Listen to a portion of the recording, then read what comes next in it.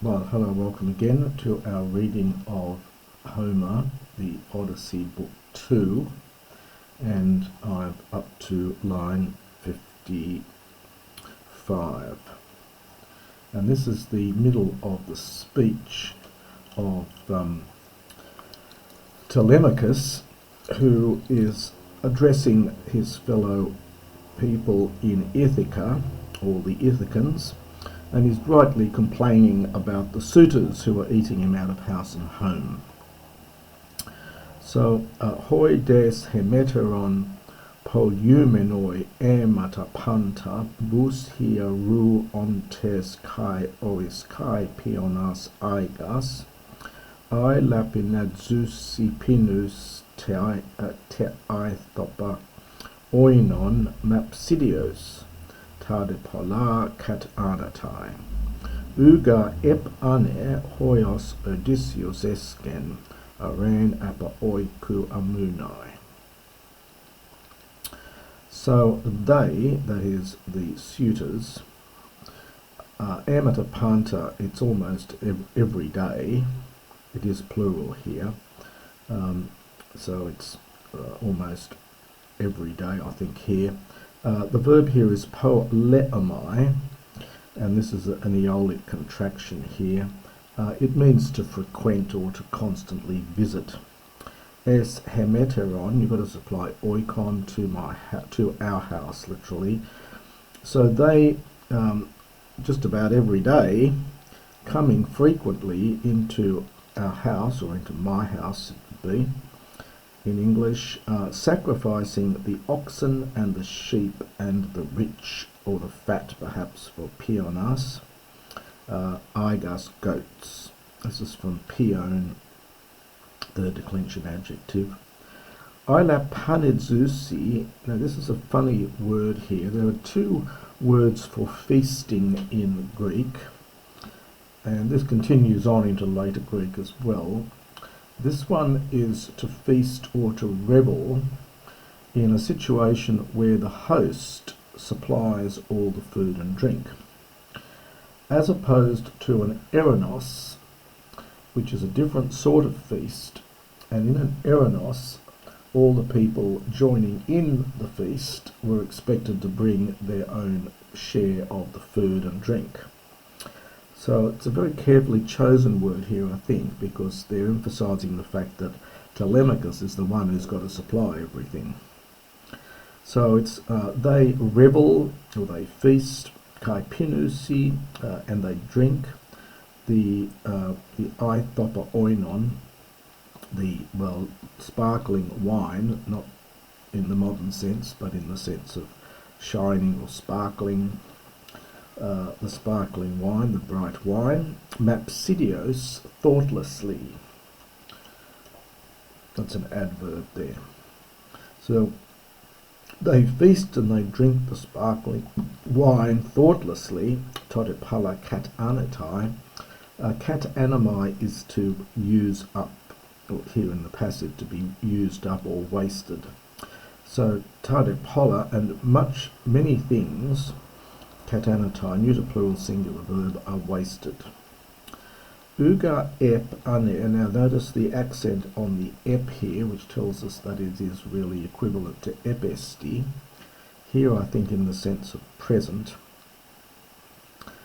almost the sense of overseeing this, but for there is not present a man such as Odysseus was. Now esken is an iterative form from Amy, from the verb to be, from esti.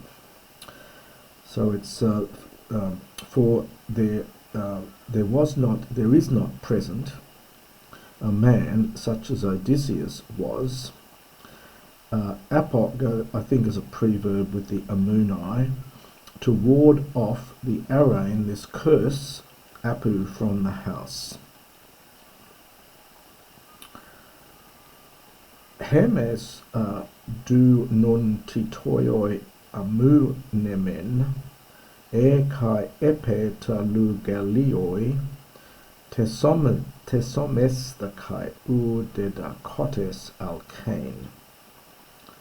It's very slightly the speeches often are slightly more tricky to read. So it's literally, I'm going to put a verb in here. This is an infinitive. With the mn ending is an infinitive ending in place of ein. So we are not such in any way as to defend ourselves, as to ward it off. It's that same verb we had up here, to ward off the curse.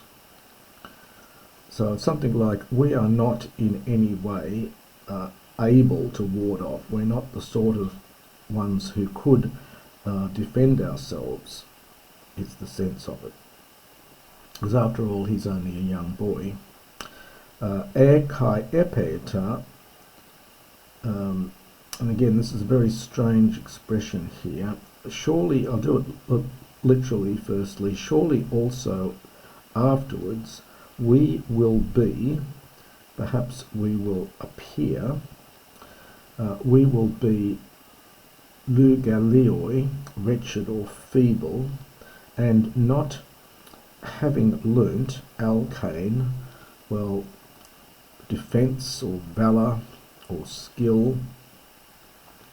So it's in the sense that we are not such as to be able to defend ourselves. It's almost if we tried to, then we will appear, we will be seen to be feeble and unskilled, literally not knowing, unskilled in defence is one way of translating this. This is a perfect participle here. The root is da. It's the same root you see in didasko, the idea of learning, or teaching and learning. The da root is one of the root of da is that sense of learn. So not having learned defence or valour. Sometimes alkane means valour, but perhaps here defence, how to defend ourselves.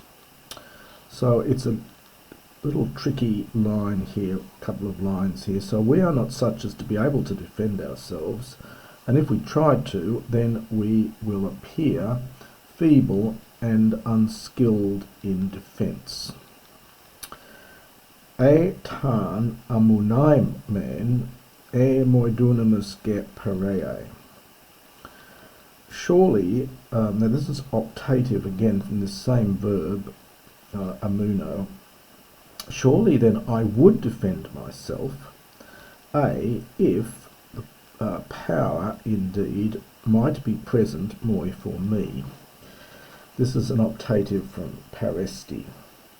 So I would defend myself, in fact, if I had the wherewithal to do so, is the sense of it. So if I had the power, if the power were present, in fact, for me. Uga et ansketa erga te chukatai, ud eti kalos, oikos emos di olole. Again, a couple of slightly difficult lines here.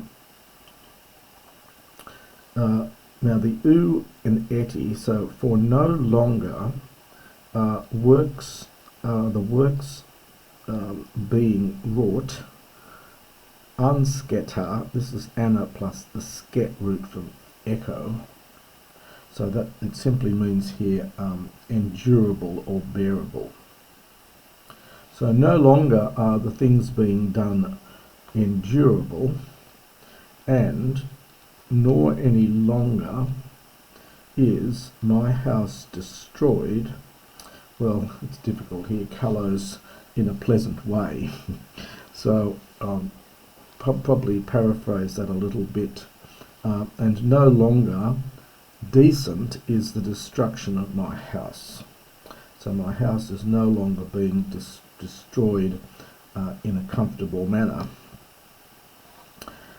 Nemes thete kai autoi, alus te aidesthete perictionas anthropos, hoi perinai etabusi, theon de hypodesati menin, me timeta strepso sin agasamenoi kaka erga.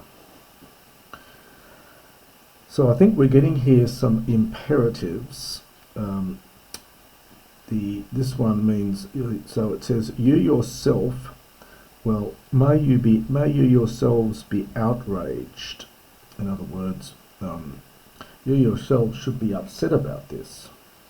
So may you yourselves be outraged, and another imperative here, may you feel shame before other men who are periktionos, who are living around us, who are our neighbours. So may you yourselves also be outraged, and may you feel shame before other men who are your neighbours, who perinai etausin, who live round about. It's that peri and lengthened form of nio here, to dwell. So who dwell round about. Theon dupodacity manin, another imperative here, fear, and this is all plural, second person plural here, fear the anger, the manis of the gods, lest, now agasaminoi, it's from the verb agamai, to be outraged at, so this is an aorist participle here, I think. Lest understand the gods, having been outraged at these evil works, might turn these deeds against you in some way. This is from metastrepho. So it's lest in anger they might bring back these evil deeds upon you in some way. Remember that the Greek is slightly odd here, and partly because Telemachos, of course, is becoming very emotional at this point. Listen my amen senos olympiou edithemistos, hetandron agoras amen lue edicathisde. I beseech, now we get amen and ade, so I beseech Zeus, Olympian Zeus, and Themistos. Themistos is some kind of deification of justice. The authors put a capital theta here. So I beseech Olympian Zeus, and it's almost, this is in the nominative, it's almost I call upon Themistos, because it's nominative, who looses or dissolves the agoras, the gatherings of men. We get an amen and an ade again. And Cathisde causes them to sit in council.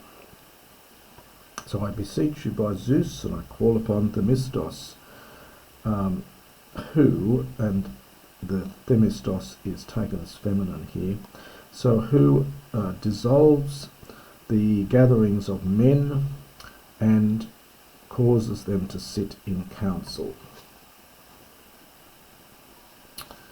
Skesthephiloi kai moi on iasate penthe lugro terest me puti pater emos estlos Odysseus dus menion kak erexen euknemidas Achaius turn me apotinumenoi kakaresdete dus meniontes tutus otruontes. So he says, now this is an imperative, aorist imperative middle from echo. So hold back. There's an old arcane word, forbear. It's probably useful here. So forbear, my friends, hold back. And iasete, another imperative, allow me, tereste, So this is from Tero in the middle or passive. It means to waste away or to be oppressed. So allow me to waste away oion alone in this baleful misery, or with painful misery. So allow me to do that, ame, unless my father, the noble Odysseus, dus meneon is a participle, I think, here, meaning to act spitefully. So acting spitefully, being unpleasant, wrought evil things, perchance, in some way. Now notice the cascading accents here. Tit is enclitic, so it puts its accent back on the poo. The poo itself is enclitic, it puts its accent back on the may. So this is the end. These are indefinites here. The poo means perchance, perhaps, or something, and tit in some way. Erexen is from resdo. We get the verb again in the next line here. So if you're looking this up, it's resdo. It's a verb meaning to do. One of the many verbs meaning to do in Greek. To do or perform. So what he says here, he says, leave me alone to suffer in my own misery, alone, unless perchance my father, noble Odysseus, in acting spitefully, has done evil things in some way to the well-grieved Achaeans. And then ton mapotinumenon kakaresdati dus miniontes tutus truontes. And then the verb here, the participle here, is then getting revenge for, or it's almost exacting a penalty against me, tone, for these things. Dos meniontes, there's the participle again. We've had it up here in the singular, now plural. So so getting revenge on me, so punishing me for these things, acting spitefully, you are doing bad things by stirring up tutus, these men, that is, the suitors. So we've got to keep in mind he's speaking to the locals, to the men of Ithaca, and he's speaking about the suitors who may come from all over the place. So he's having a go at them for, well, otruontes, for stirring them up. Emoi de kekedion ae humias es themenoi kemelia te probasin te. A humas ge phagoi ti takan poti kaitis ae. Now he says it would be, optative from the verb to be, so it would be better for me if you were eating up, this is an infinitive again, meni infinitive from estheo, so it would be more advantageous, it would be better for me if you were eating or consuming perhaps my kamelia. Kamelia is treasure in later Greek. It probably here just means property, and I think this is maybe the only time it occurs in Homer. It's a word that occurs elsewhere in later Greek. Then the probasin, this is only here in Homer. It's probasis. It's anything which walks ahead of you. It's often, I think, translated here cattle. A probaton later on means a sheep, so this may include that in terms of cattle, or it could just refer to sheep. It's singular here, so it's a sort of collective noun. So it would be better for me, for you, to eat up my property and my cattle,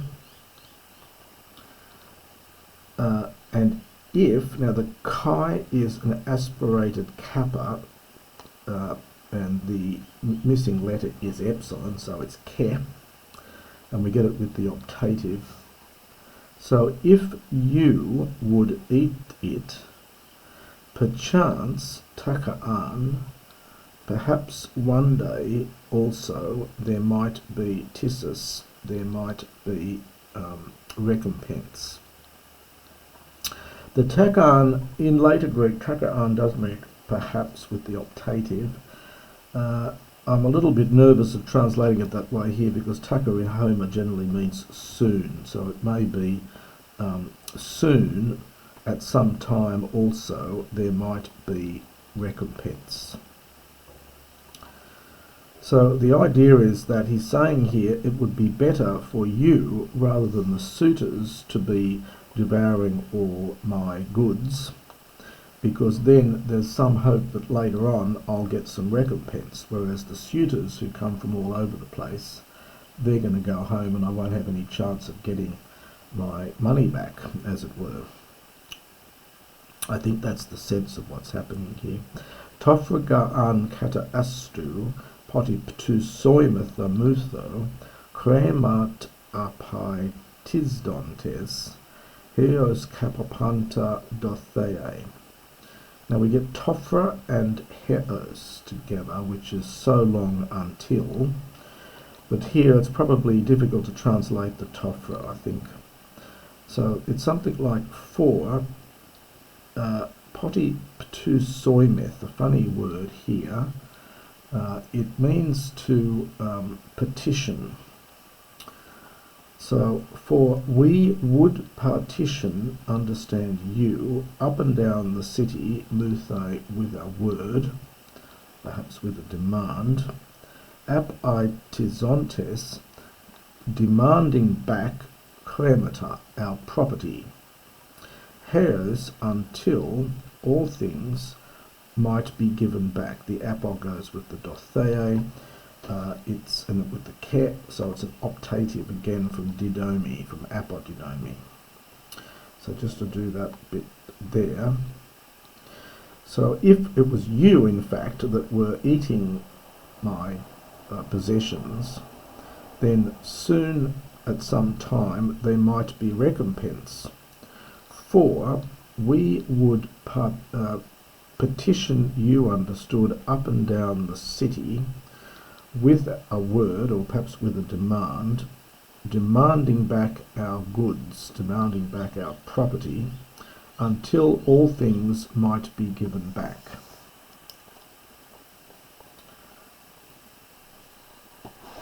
And just to finish off the speech, there's just one more line here of his speech. Nun demoi aprectus adunas emballateth thumo. But now, emballo here has the sense of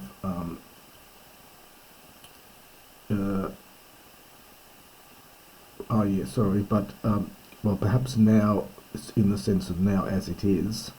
So, but now, emballate, you throw against me. So perhaps you inflict me in my heart, you inflict odunes, pains or misery, which is aprectus, intractable, something which I can't do anything about. This is from prasso and alpha privative. So it's something like, but now you inflict misery, which is intractable, on my heart. And that is the end of the fairly emotional speech of Telemachos to the assembly of the Ithacans.